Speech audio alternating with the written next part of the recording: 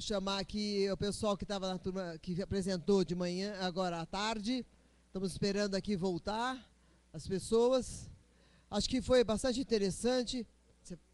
Foi bastante interessante o que a gente teve agora à tarde. Tivemos a fala aí da Vila Dignidade, que acho que deu para, enfim, saciar aí umas angústias, especialmente da minha parte, a questão da gestão, porque nos dois eventos anteriores a gente falou sobre o projeto da Vila Dignidade e não tínhamos falado da gestão da Vila Dignidade, que eu acho que é um outro aspecto importante, né?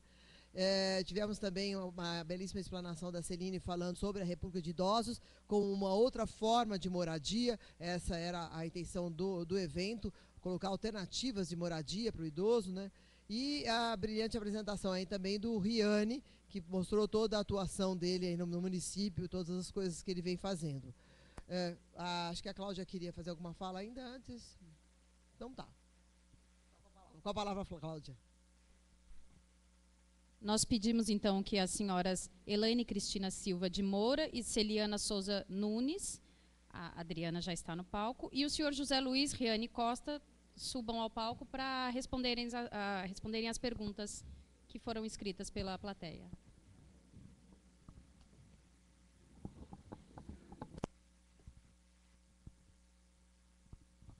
Bom, eu vou começar aqui com a Celine, até porque foi ela a primeira que falou, né? Então, tem uma pergunta da Lígia Andrade, se não me engano é esse nome, que pergunta sobre a República, onde estão feitos os atendimentos individuais? Na República, não sei o quê, até alguma sala ou local específico para a equipe fazer essa referência?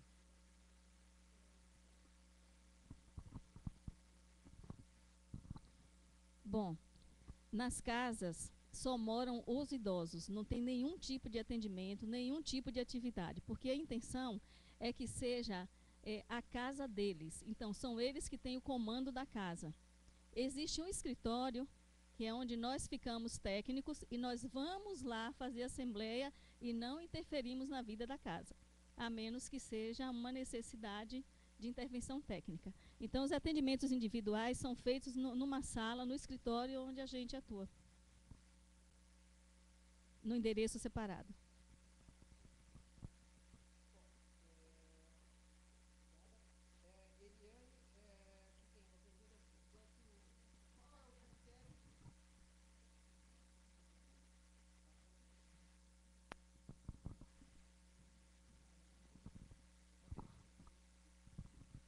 A pergunta é, qual é o critério, aí para a Elane, qual é o critério de escolha dos municípios, como é que se dá a divulgação para a inscrição, número de moradores por vila, e o programa prevê novas vilas? E vou emendar com outras duas perguntas que fala qual é o número de casas que tem por vila, tá, e qual é o critério para definir quais cidades contempladas, que tem tudo a ver, né?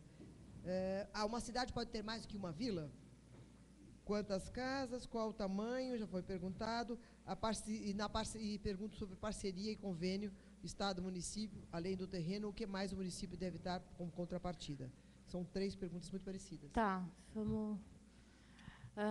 Está estabelecido no convênio que cada vila terá, no mínimo, 14 casas e, no máximo, 28 casas. Isso varia de acordo com o terreno disponibilizado pelo município, que é uma das suas contrapartidas. Além, o município deve se responsabilizar pela manutenção das áreas comuns da vila, né? Manutenção predial, limpeza das áreas externas, porque cada morador é responsável pela limpeza da sua casa, mas a vila tem um amplo espaço externo, tem salão para atividades coletivas, que é de responsabilidade da prefeitura manter. Para pleitear a implantação do programa, o município deve enviar um ofício à Secretaria de Habitação e Desenvolvimento Social. Às vezes eu recebo, às vezes chega diretamente lá na habitação, demonstrando interesse. Havendo a disponibilidade de recursos, são feitas as avaliações pela equipe técnica da CDHU né? Aí você tem toda a parte de medição de terreno, as condições. Existem alguns critérios técnicos específicos que estão detalhados em resolução e no decreto. Peço aí que vocês busquem esse documento. Numa etapa seguinte, depois de você ter o autorizo com a disponibilidade do recurso. Que mais? Então, ainda, além daqueles 15 municípios que eu mostrei, que já têm as vilas inauguradas, nós temos alguns municípios que estão em fase de implantação, ou em processo de licitação, ou construção, né, finalização da obra. Temos alguns a serem entregues, acho que Rio Preto será entregue em breve, Mogi das Cruzes também está para ser entregue, e Sorocaba também. Além de outros que estão em análise, como Bauru está em vias de assinatura de convênio, Barretos também, e Catanduva, São José do Rio Pardo, Santa Bárbara do Oeste, enfim, tem alguns outros municípios nessas etapas, né? Como eu disse, é um programa que se implanta em etapas, e cada um deles está em uma dessas etapas previstas para a conclusão e a implantação. Então, ainda é um programa que foi retomado, né? Vamos dizer assim, as primeiras vilas foram inauguradas em 2009, 2010, após o lançamento do programa. Passou-se um período sem entrega de equipamentos, e depois houve a retomada com o interesse aí do governo do Estado de ampliar as ações direcionadas à população idosa no âmbito do programa São Paulo Amigo do Idoso. Acho que perguntaram se pode ter mais do que um projeto por cidade. Olha, pode, não existe nada que impeça, mas é apenas duas, né? Tem? Essa parte... A Maria Cláudia é responsável pela parte de arquitetura dos projetos, enfim, do CDHU lá. Eu só ia complementar que existe uma priorização, né, do acesso, quer dizer, existe uma elegibilidade dos municípios com relação a ter o equipamento. A gestão social. Tá. Bem lembrado. Foi perguntado aqui sobre critério de elegibilidade do município. Nós estabelecemos que municípios com, no mínimo, 20 mil habitantes devem ter direito à implantação da vila, porque, como nós colocamos aqui, você precisa ter uma estrutura, uma rede socioassistencial mínima para poder implantar esse equipamento. Você vai ter que encaminhar o idoso para uma ILPI. Município que não tiver, como é que vai atender? Você tem que ter uma equipe de referência de CREAS ou no órgão gestor que atenda o programa. Tem município que não tem. E aí? A gente faz todo esse levantamento antes de começar realmente a equipe da CDHU trabalhar no desenvolvimento do projeto, porque, se não existem condições da gestão social funcionar, nós damos parecer não recomendando a implantação do programa, pela Secretaria de Desenvolvimento Social. E, sem isso, o programa não anda. Não. Não é. Não. Yara. Na verdade. Não, se não. Se você multiplicar assim. Não. Você precisa ter, no mínimo, 20 mil para pleitear, né? Isso. Sim. Na verdade, como a gente tem 647 municípios e 45. E como a gente tem uma reivindicação e um orçamento, a gente tem que ter alguns critérios para priorização. Na verdade, a elegibilidade é o tamanho, né, municípios muito pequenos e que não tenham essa inserção dentro aí do sistema de assistência social. Sim. E aí implica em ter um equipamento de longa permanência para poder fazer a solicitação. Existe município que tem 2 autorizos, Limeira já tem uma vila em andamento e já tem um segundo autorizo. Então, não há nenhum impedimento, desde que o município tenha a qualificação necessária para depois operar o equipamento. É desejável que tenha que ele funcione e que depois, conforme o tamanho da cidade, porque, em princípio, a gente deveria atender todos os municípios. Sim.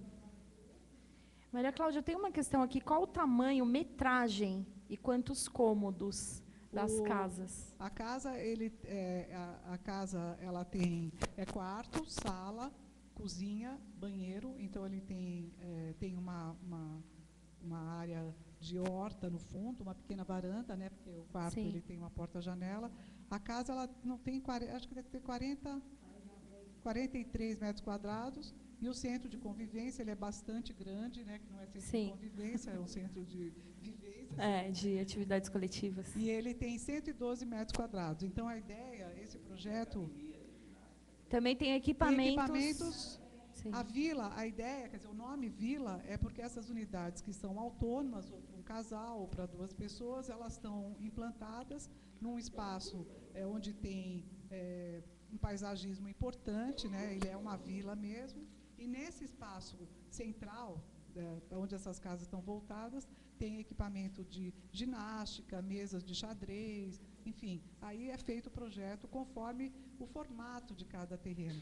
Então, o terreno é apresentado pela prefeitura e é feito esse estudo de implantação e o máximo é de 28 unidades. Então, quando o município se candidata ao Vila de Dignidade, existe também algumas recomendações com relação a esse terreno que vai ser apresentado. De inserção, que ele tem que ser inserido na malha urbana, próximo de transporte, acesso, não pode ser uma coisa periférica, fora de uma área urbanizada, e tem uma metragem, que é entre 3.500 e 5.700 metros, e isso dá essa implantação entre 14 e 28 unidades, mais essa área de lazer, que é importante e que todos eles têm. Sim. É que existe a liberdade do município desenvolver atividades que ele chame a comunidade a participar da vila. Isso fica a critério da sua equipe planejar atividades que, é claro, sejam compatíveis com a privacidade, também o impacto na vida dos moradores e a concordância dos moradores. Você ter essa abertura para a comunidade. Tem uma menção aqui, obrigada pelos esclarecimentos, tem uma menção aqui à República parabéns a Santos pelas 3 repúblicas. Sou pesquisadora estudiosa sobre as moradias da pessoa idosa e não conheço outra cidade que conseguiu criar e manter tão bem a República como Santos. Tá? Então, é uma menção da Inês, de Andrade Riotto. Bom, alguma outras perguntas? Deixa eu falar mais um pouquinho mais sobre da Eliane, que tem uma para o Riane, acho que tem tantas para a Eliane, deixa eu jogar uma para a Eliane. Mas, se o terreno é doado para a Vila da Dignidade, quais são os critérios de escolha que você já respondeu, né? O terreno é municipal e permanece municipal, a CDHU só tem autorização para construir. O terreno permanece municipal, ele é um equipamento municipal, tanto que pode ser em área institucional de equipamento, não precisa ser, sim, ele é um equipamento, ele não é conjunto habitacional. Sim. Ele é um equipamento Você percebe essa demorativo. diferença, né? Poder ser numa área institucional, não necessariamente numa outra área qualquer. Né? Bom, É importante também, só um instante, Adriana, lembrar que assim que a CDHU entrega a obra pronta, aquele equipamento é do município. Por isso, inclusive, por isso, a responsabilidade dele na gestão, tanto social quanto na manutenção. Né? Ele se torna proprietário e, muitas vezes, nós lidamos com a dificuldade do município. Ele é proprietário, mas ele não se apropria da vila. Né? Nós temos esse desafio no nosso trabalho do dia a dia, de que o município consiga entender a responsabilidade dele na manutenção daquele espaço, no desenvolvimento de atividades, fazer funcionar de acordo com atender os objetivos do programa. Então, ele não é proprietário, ele paga aluguel também. Não. Paga nada. Não. Aqui, porque tem uma pergunta assim, alguns idosos não têm herdeiros, e suas casas, após falecimento, ficarão em posse da prefeitura? Então, esclarecendo, o morador nunca é proprietário de nenhuma das casas da Vila Dignidade. O programa, quando o usuário é selecionado e concorda em morar lá, ele vai morar mediante assinatura de um termo, né, que nós chamamos termo de concessão não onerosa, que significa que ele está ciente que ele não tem a posse daquele imóvel, portanto, não existe nenhum processo de herança que possa correr sobre as casas da Vila Dignidade. Ele é apenas um usuário enquanto ele atender aos critérios do programa. A pergunta continua, a Yara continua perguntando se essas casas poderiam ser usadas como república para idosos. Acho que não. Então, foi respondido, eu coloquei aqui na minha apresentação que é o seguinte, a proposta de, inicialmente, quando as primeiras unidades foram entregues, nós observamos, a partir das visitas técnicas de acompanhamento, de monitoramento, que havia uma dificuldade de compreender o trabalho da assistência social na Vila Dignidade, né? Muitos municípios tiveram essa dificuldade e começaram apenas a trabalhar o equipamento como oferta de moradia, conjunto habitacional, o que não corresponde aos objetivos do programa. Diante disso, nós temos uma proposta, nós colocamos isso em orientação técnica aos municípios que tiveram entrega mais recente, que estão em processo de construção de projeto social, que será ofertado o serviço de república, conforme a tipificação nacional de serviços socioassistenciais, a nossa Bíblia de cabeceira. A Bíblia não que é fininho, né? Mas é o nosso material de cabeceira que norteia a organização dos serviços. Portanto, aquela indicação, equipe técnica de referência para a Vila Dignidade, um coordenador, um psicólogo, um assistente social, que é a mesma equipe de referência prevista para o serviço de república. A diferença é, nós notamos, e a gente se olhou o tempo inteiro, quando da sua explanação, porque existe muita semelhança entre as ocorrências, as situações. A grande diferença que, podemos dizer assim, facilita, talvez, é que cada um tem a sua casa. Né? Na República, conforme está colocado na tipificação, e no caso de Santos, é uma única casa. A diferença é que você tem os quartos individualizados. Na Vila Dignidade, você vai ter as casas separadas, mas a intenção é ofertar o serviço de república, promovendo todo esse tipo de independência, de integração, de igualdade, de vivência, de construção coletiva das regras, enfim, seguir o mesmo propósito da República, Yara.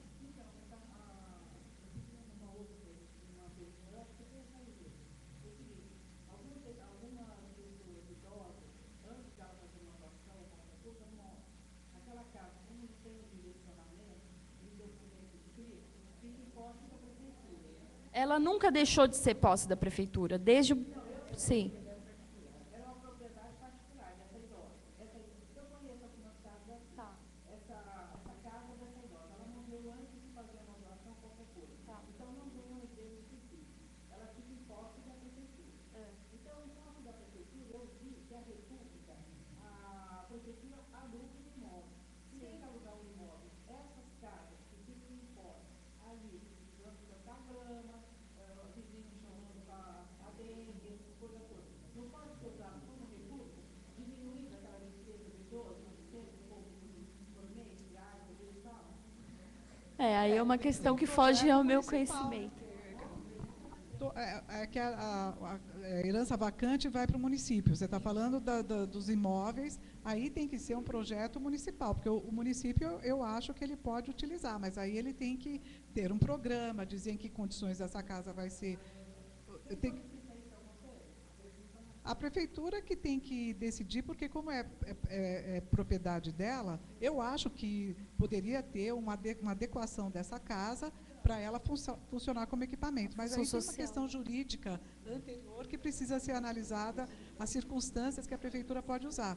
Eu acho que tem várias alternativas, inclusive eu que trabalho com habitação, não só com a questão da herança vacante, mas com imóveis que têm grandes taxas de IPTU, enfim, tem várias alternativas para a gente trazer para programas de moradia. Né? Mas aí precisa ser uma decisão que tem que estar muito apoiada em questões jurídicas, né? Em que circunstância que esse imóvel vai para a prefeitura, mas eu acho que é um projeto que tem que ser analisado. Eu acho interessante.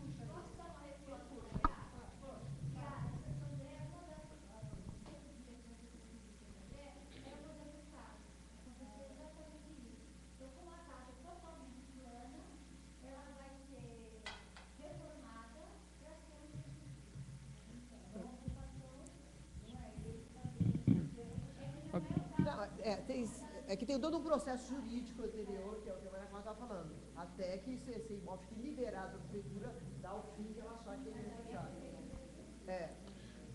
Adriana, posso dar um palpite só?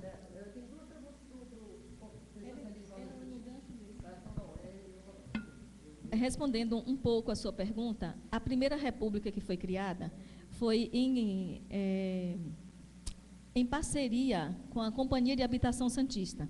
O que aconteceu? Tinha uma casa em regime de comodato, vaga. Eles cederam a casa e a gente fez a república, a primeira república foi em regime de comodato. O idoso paga para ele se sentir pagando sobre o imóvel, para não se sentir de favor. Por isso que ele paga um aluguel simbólico. Em Santos, um cortiço hoje, uma vaga no cortiço está R$ 450. Ele paga hoje R$ 97 pelo aluguel daquele lugar. É apenas uma taxa simbólica. Mas existe essa possibilidade. O problema é que o comodato acabou e a gente teve que mudar, então alugou uma casa. Bom, eu tenho duas perguntas para o Riane. Esse microfone está funcionando? Tá funcionando? Aparentemente, um ponto-chave do município de Rio Claro é a sólida parceria da universidade com a cidade. Com a cidade, ou seja, o Estado e o município. A Unesp cumpre seu papel social e devolve à comunidade conhecimento, ações, estratégias, disponibilidade para pensar junto. Como conseguir isso? É a primeira pergunta. E a outra é, como considerar o meio ambiente fator de qualidade de vida da criança e do idoso? Quando também de alimentos agrotóxicos, água contaminada, ar pesado, enfim, põe entre parênteses. Tá bem. Primeiro, essas duas perguntas e depois até dar uma sugestão também, ou dar minha opinião sobre esse tema que estava sendo discutido aí de uso de imóveis. Então, essa parceria entre universidade e administração municipal realmente é um marco da Unesp de um modo geral, mas particularmente no campus de Rio Claro, né? Tem diversos projetos de extensão, chamada extensão universitária, né, que é o chamado tripé da universidade. E ensino, que é o que todo mundo sabe que a universidade faz, é formar profissionais. Pesquisa, particularmente porque os professores têm que ser o seu projeto de pesquisa, e tem a pós-graduação, tem a iniciação científica dos alunos de vários cursos lá, que fazem trabalhos de conclusão de curso.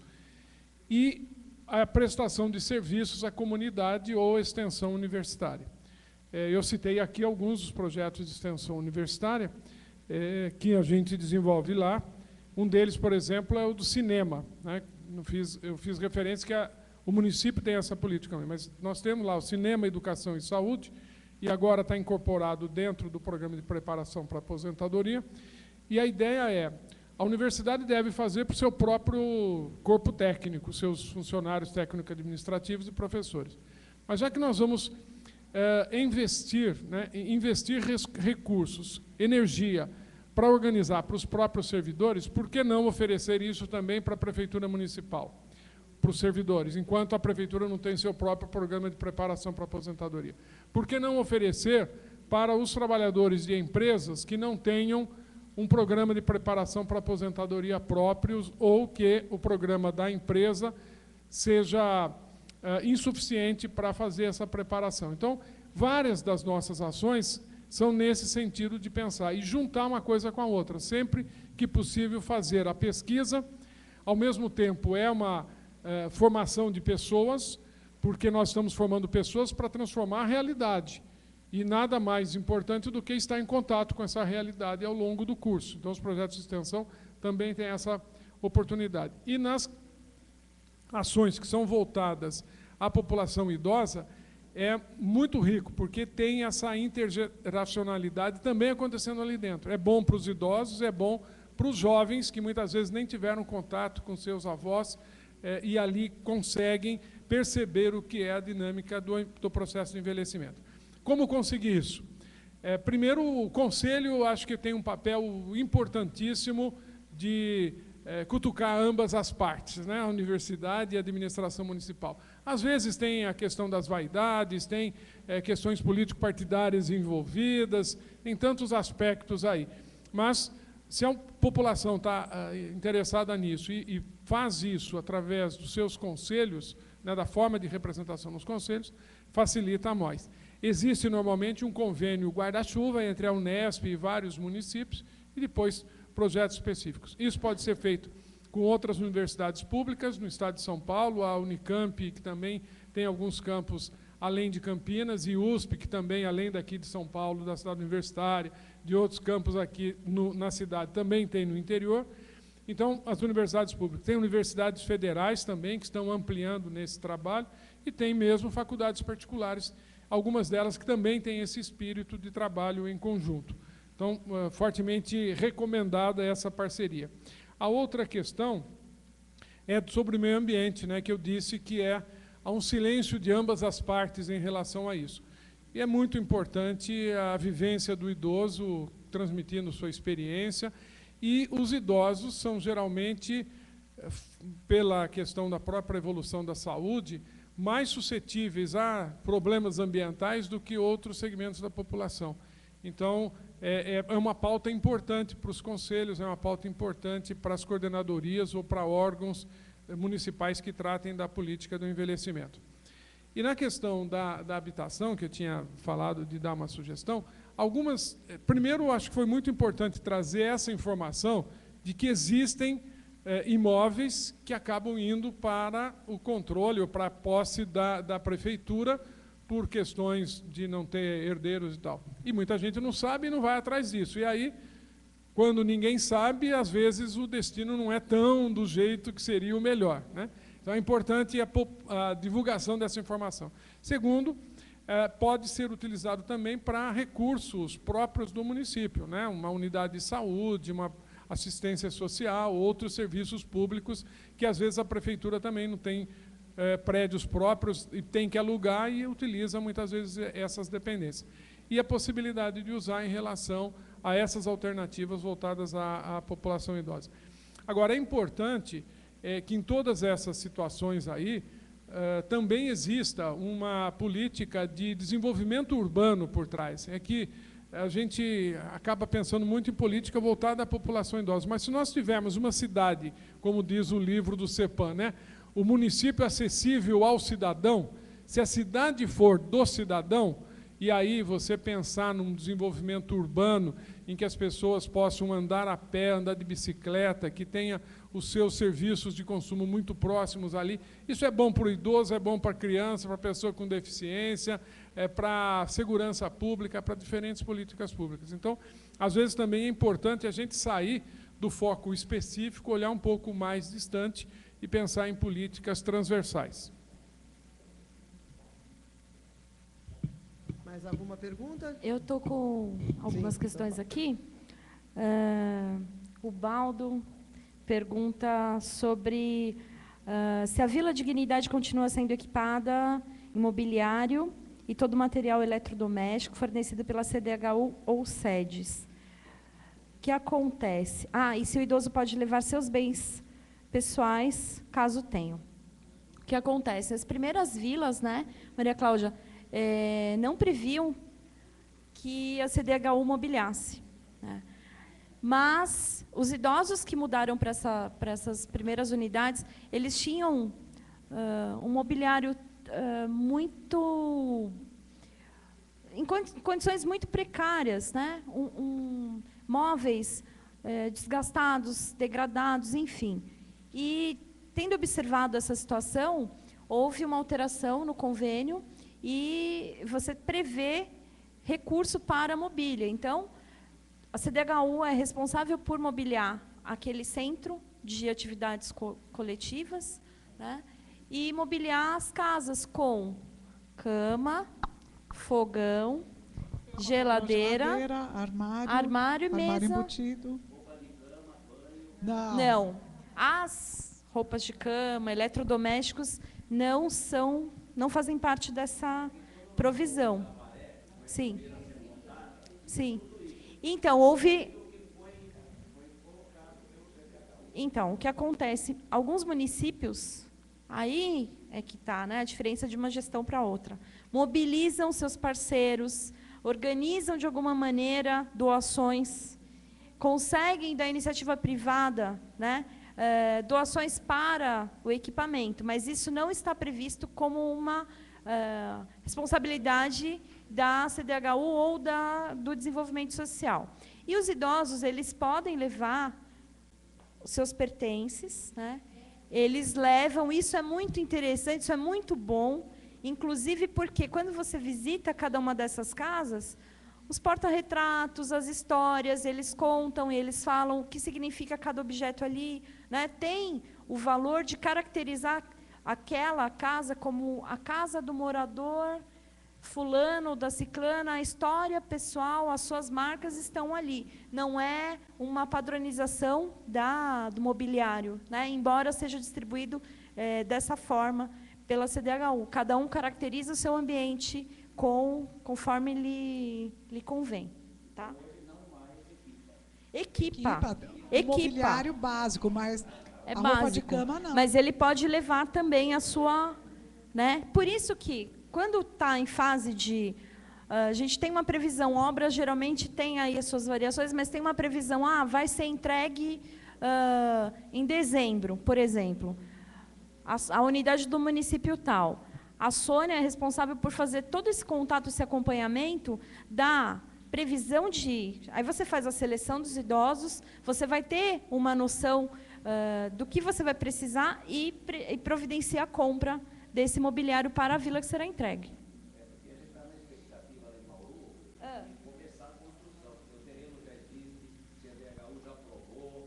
O projeto já está pronto, o orçamento já está pronto, ele está na Secretaria da Habitação, na Procuradoria Jurídica. Então, ele está finalmente para a assinatura do convênio. Bauru é o primeiro Ele está lá na SEDES. Ele está lá comigo.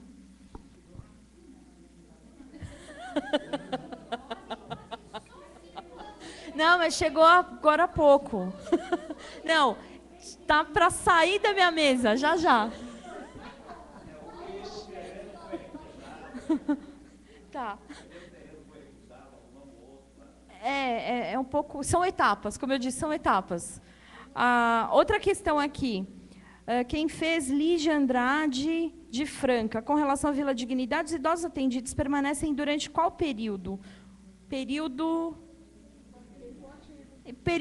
No período em que ele atendeu os critérios colocados ali em legislação, ele permanece. É indeterminado, ok?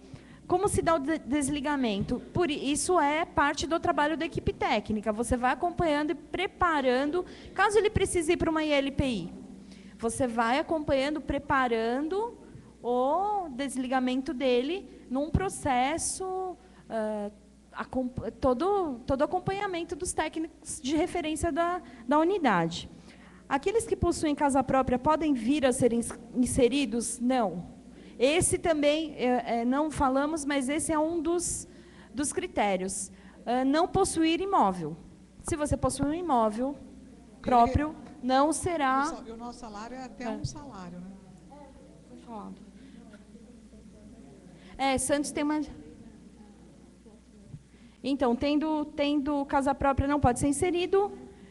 E qual o procedimento nesses casos? Não haverá procedimento. Aqui, a questão da Yara, que já foi respondida, sobre as casas de alguns idosos sem herdeiros. Tá. E o terreno doado para a vila, quais os critérios para a escolha do terreno, Maria Cláudia? O terreno, tem até uma recomendação. O terreno ele tem que ter uma boa inserção urbana, ter acessibilidade, ter transporte, ter uma porcentagem, ele tem que ser aproveitável, né? Não pode ter muito aclive, e ele tem que estar, a metragem dele é entre 3.500 a 7.500 metros quadrados, que dá o resultado do projeto, conforme a qualidade do terreno. Quanto melhor for o terreno, maior o número de unidades, e esse espaço de convivência e a área livre com paisagismo também é maior. Então, ele não precisa, ele precisa ter acesso a transporte, que o idoso ele é autônomo e ele continua tendo mobilidade. Existem casos em que tem alguns equipamentos perto, mas não é necessário. Ele precisa ter boa inserção urbana e acesso a transporte. O idoso ele é ativo, ele pega o ônibus, ele continua frequentando o que ele já frequentava. O empreendimento é que tem que estar bem inserido na cidade, não pode ser fora da área urbana, num terreno que o idoso não tenha comércio, não tenha, tem que estar dentro da cidade, não pode ser fora da malha urbana.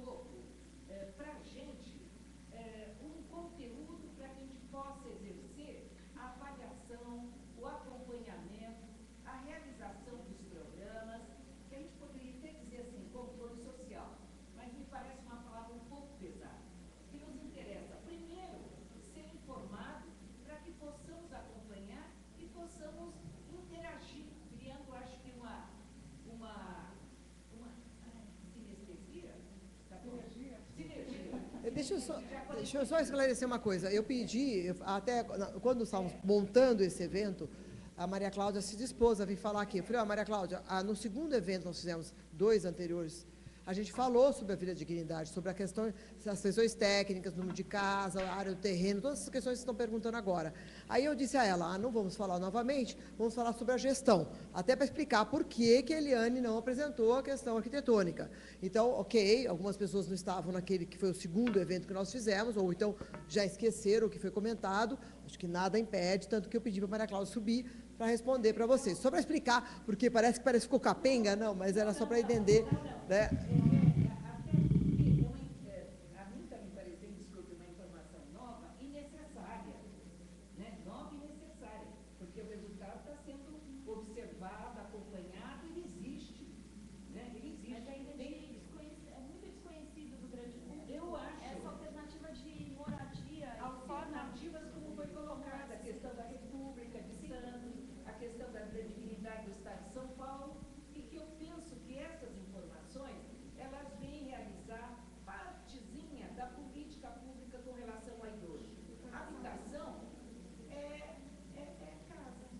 Sim. Por isso que nós focamos esse tema. Não, por isso que nós focamos esse tema, o idoso na cidade e a habitação dele. Adriana, só...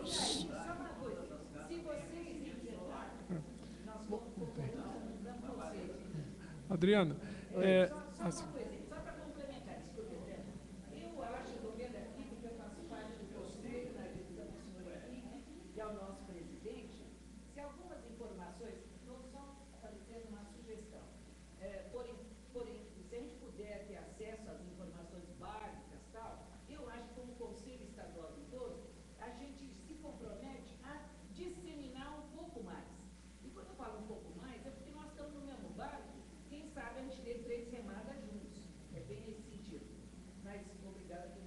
A gente está à disposição, pode mandar um e-mail para mim, que eu mando toda a documentação e vocês divulgam em todos os fóruns, né, que vocês têm.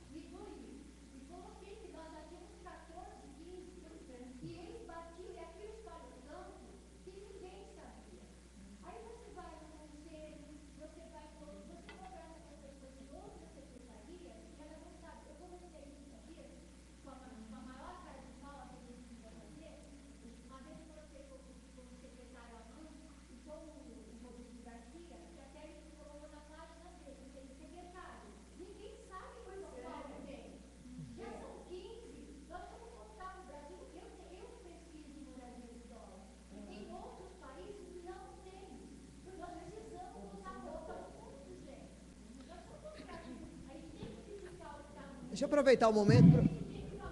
Deixa eu comentar uma coisa. Nós criamos uma página na Rede Sim, nós temos a Rede Sim no CEPAM, uma rede que a gente divulga a relação entre municípios. A gente criou uma página que chama O Idoso na Cidade, o Idoso, exatamente por causa desse evento. Lá a gente vai colocar, além da página do CEPAM, é claro, todas essas informações, e é aberta para vocês colocarem também informações. A gente pôs informações de fora, a gente precisa que vocês entrem lá e se associem a essa página também. Tá? O Riane queria falar. Então, é que nessa questão da informação, todas as apresentações anteriores já estão disponíveis na internet. Eu já baixei todas, as que eu não consegui assistir, as que eu assisti já tenho utilizado, inclusive, em aulas e palestras. E essas de hoje também, logo em seguida, estarão disponibilizadas. Na página do CEPAM. Uhum. E aí, na página do CEPAM.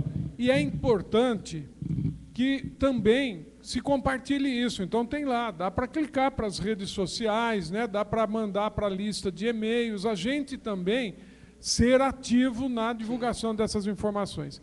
E, ao falar em habitação, como a gente tinha dito, as diferentes formas de envelhecer. Então, tem que pensar em todas as alternativas, e você poderá, já que pesquisa essa área, também nos ajudar, mandando e-mails para a gente, o que você tem produzido sobre isso, que a gente bota para frente. Uma das coisas que não tem sido muito discutidas é a instituição de longa permanências, como não é a alternativa, a melhor, não pode nunca ser a única, mas não pode deixar de existir, porque em algumas situações precisa. E o que a gente vem discutindo, e já é uma proposta aprovada na Conferência Municipal do Idoso em Rio Claro, é uma instituição de longa permanência pública, municipal. O município assumir a sua responsabilidade também de oferecer essa alternativa com toda a equipe multidisciplinar, com toda a qualidade que deve ter uma instituição de longa permanência para idosos, e não uma espelunca como tem tantas por aí. Mas também pensar nisso. E nos convênios que as prefeituras podem fazer com as entidades beneficentes, integrando a política municipal, cobrando, por exemplo, na política municipal do idoso em Rio Claro, há um artigo que diz o seguinte: as instituições que desenvolvem ações voltadas aos idosos devem manter um conselho gestor, que, com participação dos próprios idosos da instituição, da comunidade, além dos profissionais, e deve obedecer à política municipal do idoso. Então, é uma forma até de, com esse recurso, você qualificar a prestação de serviço que já vinha sendo feito por essas instituições.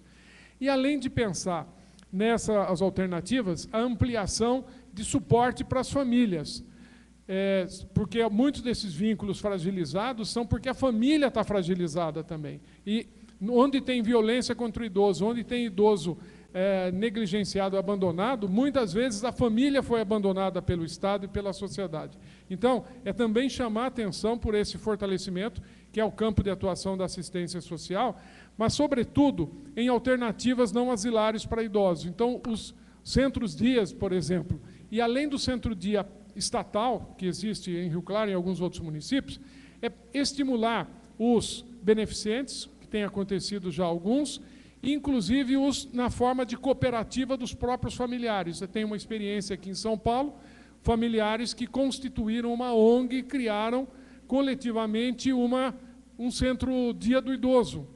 Então, essas experiências todas estão acontecendo aí e é importante que a gente compartilhe. E uma sugestão para as duas alternativas que foram apresentadas hoje é a questão do cinema, né? Que é muito importante para o idoso. Não é, além de ser entretenimento, cultura, é também fonte de educação não formal e permite que o idoso fale de si, falando do personagem que estava no filme, por exemplo, no debate ao final. Então, se na Vila Dignidade tem esse espaço coletivo, o cinema seja uma alternativa constante. E, segundo, nas casas, mesmo que não seja um espaço de ação pública, botar uma boa televisão com uma tela grande ou um projetor de DVD e passar filme também para aquele grupo, ou juntar duas repúblicas assistir junto. O cinema é uma... dança e cinema resolveriam o problema da humanidade. Só respondendo à sua pergunta, a sua sugestão, A equipe técnica já fez várias vezes essa situação, tanto de conseguir ingresso e depois discutir o filme junto com eles irem ao cinema normal e discutir o filme junto com eles, como pedir a eles sugestão do filme que gostaria de assistir, todos assistirem e depois discutir com eles o filme.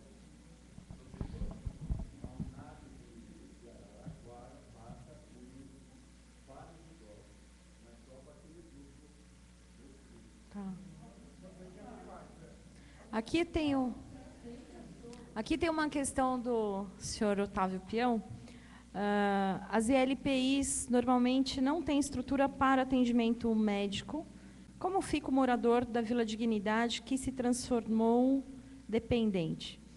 Então, toca no que o professor Riane acabou de falar.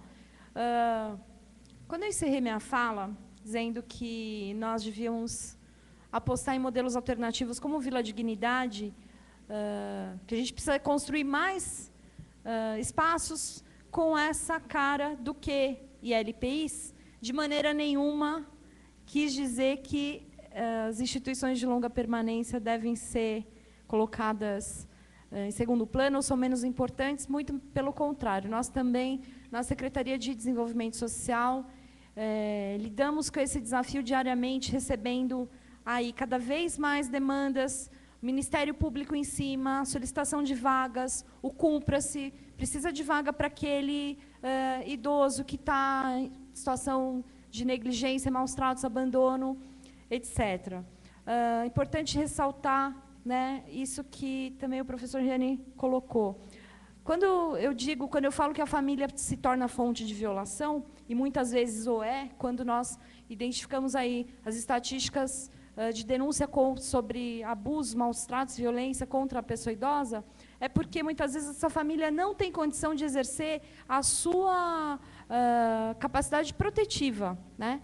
Que é uma das suas atribuições. Quando uma família está sobrecarregada, quando ela está sem apoio, ela não vai proteger o seu idoso. Ela não vai dar conta de oferecer todos os cuidados que ele precisa. Uma família que há poucas décadas era constituída com uma cuidadora em potencial, né? A família já vinha com esse item de fábrica, né? Que era uma mulher. Mulher cuida dos doentes, cuida das crianças e cuida dos idosos. Tradicionalmente aconteceu isso. Hoje a sociedade tem outro desenho, outra cara. A entrada das mulheres massivamente no mercado de trabalho tirou esse cuidador potencial e o aumento da expectativa de vida, o envelhecimento da nossa população tem trazido aí essa dificuldade. Como ofertar o cuidado quando você tem uma situação de dependência? As ILPIs têm sido alternativas, mas que também tradicionalmente não eram para essa finalidade, né? Eram para atender pessoas pobres, sem família, e hoje são demandadas para ofertar cuidado de maior complexidade, cuidados de saúde, sem o financiamento adequado. Essa é uma outra discussão que eu penso cada vez mais devemos nos organizar, discutir as conferências municipais que estão sendo realizadas até o dia 30, são espaços bastante oportunos para isso, se organizar, e nesse fluxo, o morador da Vila Dignidade, ele pode estar minimamente mais protegido, quando ele se torna dependente, por prever-se no convênio que a vaga dele tem que estar garantida. Agora, a qualidade da instituição para onde ele vai, isso tem que ser objeto da nossa atuação, da nossa fiscalização, da nossa discussão contínua, né? Outro aspecto, quando a gente fala em divulgação do programa, né, eu que trabalho no programa há alguns anos, lá na Secretaria de Desenvolvimento Social, nem meus colegas de prédio têm conhecimento mínimo do programa. Nós temos aí um problema de divulgação, acho que é de competência de outra área, né? Mas é bom que se coloque, embora cada um de nós, com a possibilidade da tecnologia, ser um disseminador de informação, você compartilha aí na sua rede social. O que é a Vila Dignidade? Todo mundo já deve ter visto, como você bem colocou, o condomínio lá da Paraíba, Eu tenho mais acesso a essa informação do que informações sobre o programa Vila Dignidade. Em cima das nossas informações. Exatamente, exatamente. Eles ligaram para a gente. Então, até pessoas...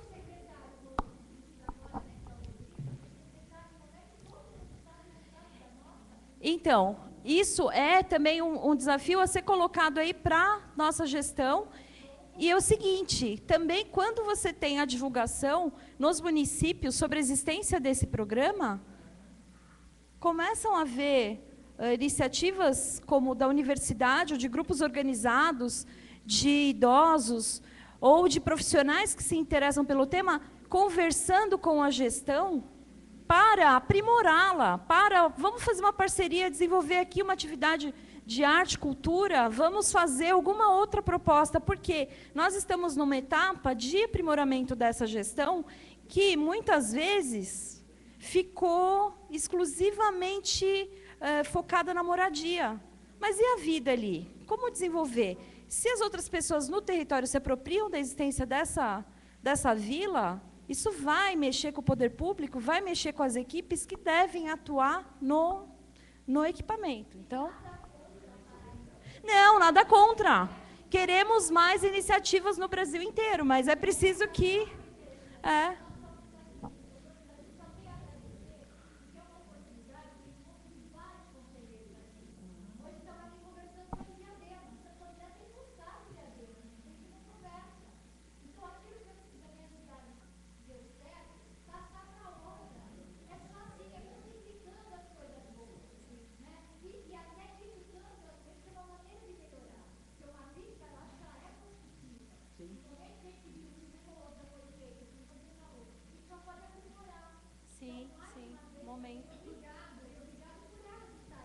Então, eu reforço vocês entrarem na Rede Sim, com C, Rede Sim, com C, e aí tem o grupo do idoso, aí vocês cliquem lá, se associam, peçam para ser membro, e lá a gente faz trocas de experiências, sabe? Tem vários outros canais, mas esse é um canal que a gente está colocando à disposição de vocês. Então, a gente pretende...